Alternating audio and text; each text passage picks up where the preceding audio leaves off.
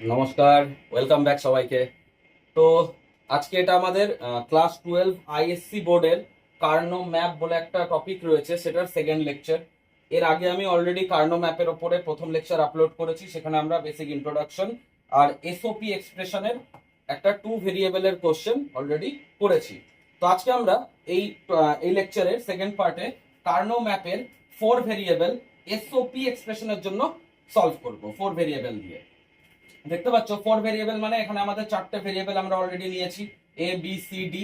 আচ্ছা হ্যাঁ, অবশ্যই যারা আগের ভিডিওটা দেখোনি তারা আগে আগের ভিডিওটা দেখে আসবে, না হলে কিন্তু এটা বুঝতে পারবে না, এটা বেসিক ব্যাপার। তো আগের ভিডিওটা দেখে এসে তারপর এই ভিডিওটা দেখবে, তাহলে সবকিছু ক্লিয়ার হয়ে যাবে। তো চারটে ভেরিয়েবল নিয়েছি এ বি সি ডি। আচ্ছা, এসওপি এক্সপ্রেশনের জন্য এখানে সামেশন বা সিগমা সাইন দিতে হয়। তো এখানে আমাদের কিছু নাম্বার দেওয়া রয়েছে। আচ্ছা, এটা আমরা একটা ডায়াগ্রাম বানিয়েছি ফোর ভেরিয়েবলের জন্য। ফোর ভেরিয়েবলের জন্য কতগুলো সেল হবে, নাকি 2 টু দি পাওয়ার 4 মানে 16, 16টা সেল আমাদেরকে নিতে হবে। তো 16টা সেল আমরা এখানে বানিয়েছি। অ্যাজ ইউজুয়াল আমরা গ্রে কোডের নাম্বারিং করেছি। এই যে নাম্বারিং গুলো 0 1 2 3 4 5 6 7 8 9 10 11 12 13 14 15, এগুলোকে আমরা গ্রে কোড বলি। ঠিক আছে, এই জিনিসগুলোকে গ্রে কোড বলি। তো এই গ্রে কোড অনুযায়ী আমরা এর একটা নাম্বারিং করেছি, এটা কিন্তু ফিক্সড। এই নাম্বারিং এরকম ভাবেই কার্নো ম্যাপ সলভ করার জন্য এভাবেই নাম্বারিং করতে হবে। 0 1 2 3 4 5 6 7, তারপর এখানে 8 9 10 11 12 13 14 15, এরকম ভাবে একটা নাম্বারিং করতে হয়। তারপর এখানে আমরা এর বুলিয়ান ভ্যালু লিখেছি 0 0 0 1, এখানে 1 0, এখানে 1 1, 0 0 0 1 1 0 1 1। আরেকটা জিনিস আমরা বলেছিলাম এর আগের ক্লাসেই, যে যদি এসওপি এক্সপ্রেশন সলভ করো তাহলে নর্মাল ভেরিয়েবল মানে ওটা 1 1 থাকলে আমরা নর্মাল ভেরিয়েবল লিখবো, আর যদি 0 থাকে তাহলে সেটা বার হয়ে যাবে, বার দিয়ে আমরা লিখবো। ওকে, এবার আমরা নেক্সট যেটা করেছি সেটা হচ্ছে এখানে পেয়ারিং তৈরি করেছি। এই নাম্বারগুলো এই এই এই যে বক্সগুলো, যে নাম্বারের বক্স আছে সেখানে আমরা 1 দিয়ে ফিল আপ করবো। মনে রাখবে এসওপি এক্সপ্রেশনে ফিলিং যেটা হয় সেটা 1 দিয়ে ফিলিং হয়। এসওপি সাম অফ প্রোডাক্ট, এটা এখানে ফিলিং 1 দিয়ে হয়। তাহলে 0 পজিশনে 1 লিখেছি, 2 পজিশনে 1 লিখেছি, 3 পজিশনে 1 লিখেছি, 4 পজিশনে, 5 পজিশনে, 8 10 11 12 13, যেগুলো পজিশন দেওয়া আছে এখানে ওগুলো বেসিক্যালি এই বক্সের নাম্বারগুলো দেওয়া আছে। এই পজিশনে আমরা 1 দিয়ে সম্পূর্ণটাকে ফিল আপ করেছি। ফিল আপ করার পরে আমি আগের লেকচারে বলেছিলাম যে আমাদেরকে গ্রুপিং করতে হবে, গ্রুপিং করতে হবে। তো গ্রুপিং এখানে বলেছিলাম 3 রকমের গ্রুপ হয়। একটা হয় হচ্ছে অক্টেট গ্রুপ বা অক্টা গ্রুপ, একটা হয় কোয়াড গ্রুপ, আর একটা হয় পেয়ার গ্রুপ। পেয়ার গ্রুপে 2টো রাখতে হয়, কোয়াড গ্রুপে 4টা রাখতে হয়, অক্টেট গ্রুপে 8টা রাখতে হয়। আর এটা যদি আমাদের অক্টেট হয় তাহলে আমাদেরকে অক্টেটই করতে হবে, আমরা কিন্তু কোয়াড বা পেয়ার করতে পারবো না আগে। যেটা বেশি বড় গ্রুপ আমাদেরকে সেটাকে আগে প্রায়োরিটি দিতে হবে, এটাই আমরা আগের লেকচারে বলেছিলাম। তো এখানে দেখো অক্টেট তৈরি হচ্ছে কোথাও, অক্টেট কোথাও তৈরি হচ্ছে না, মানে 8টা এক কোথাও একসাথে আসছে কি, আসছে না। তাই জন্য আমরা কোয়াড করেছি। প্রথম কোয়াড আমরা এখানে 4টাকে নিয়ে করেছি, এই 4টাকে নিয়ে একটা কোয়াড তৈরি করেছি। ওকে, তারপরের কোয়াডটা দেখো, এটা খুব ইন্টারেস্টিং। এখান থেকে একটা 1 নিয়েছি, এখান থেকে একটা 1 নিয়েছি, এখান থেকে একটা 1 নিয়েছি, আর এখান থেকে একটা 1 নিয়েছি।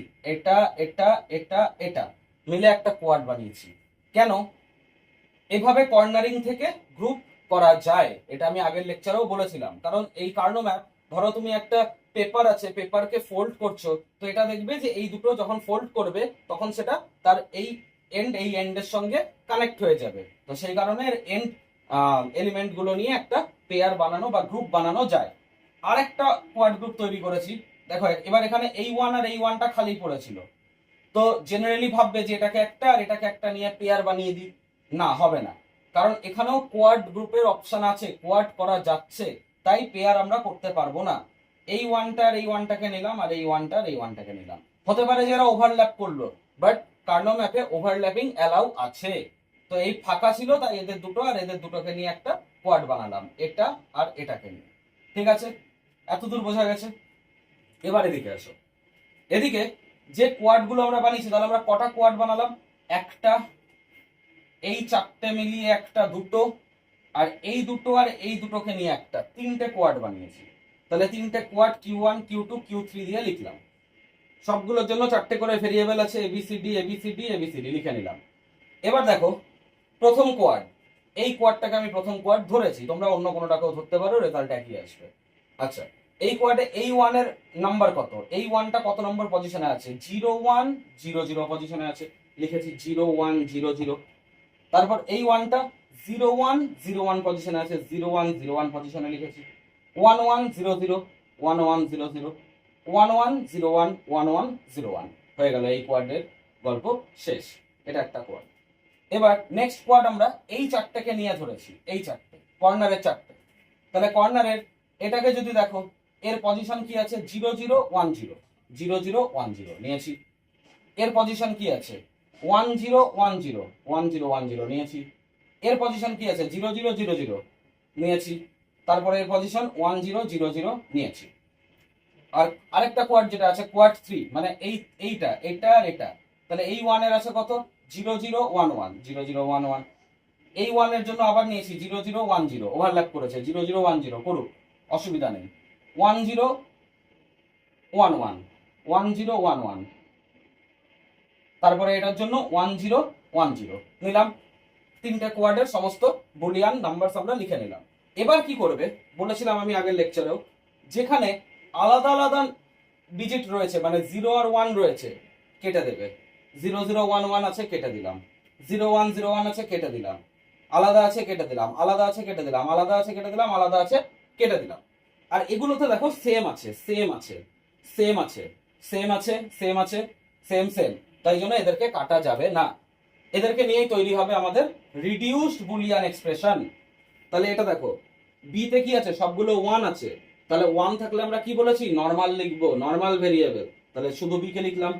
সি তে সব 0 আছে, 0 থাকলে বার দেব, 0 আছে বার দিয়েছি, 0 আছে বার দিয়েছি, 0 আছে বার দিয়েছি, 1 আছে সি দিয়েছি। This is your reduced Boolean expression for SOP, some of product.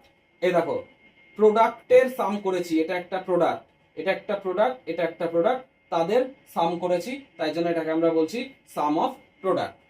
ঠিক আছে, ঠিক আছে, আশা করছি যে সবাই বুঝতে পেরেছো চারটে ভেরিয়েবল নিয়ে কার্নো ম্যাপের এসওপি এক্সপ্রেশন কিভাবে সলভ করা যায়। আর যারা আগের ভিডিওটা দেখোনি তারা অবশ্যই গিয়ে আগে আগের ভিডিওটা দেখো। আর যদি ভিডিও ভালো লেগে থাকে তাহলে একটু লাইক শেয়ার আর সাবস্ক্রাইব করে দিও। ওকে, দেখা হচ্ছে তাহলে পরবর্তী ভিডিওতে, টাটা। এর পরের দিন আমরা বেসিক্যালি এর পিওএস এক্সপ্রেশন যেটা আছে, মানে এসওপির আরেকটা ফর্ম আছে পিওএস, প্রোডাক্ট অফ সাম, সেটা নিয়ে কাজ করব। ঠিক আছে, পরের ভিডিওতে আমি ওটা করব, তার আগে এটাকে খুব ভালো করে ক্লিয়ার করে নাও। Tata, by.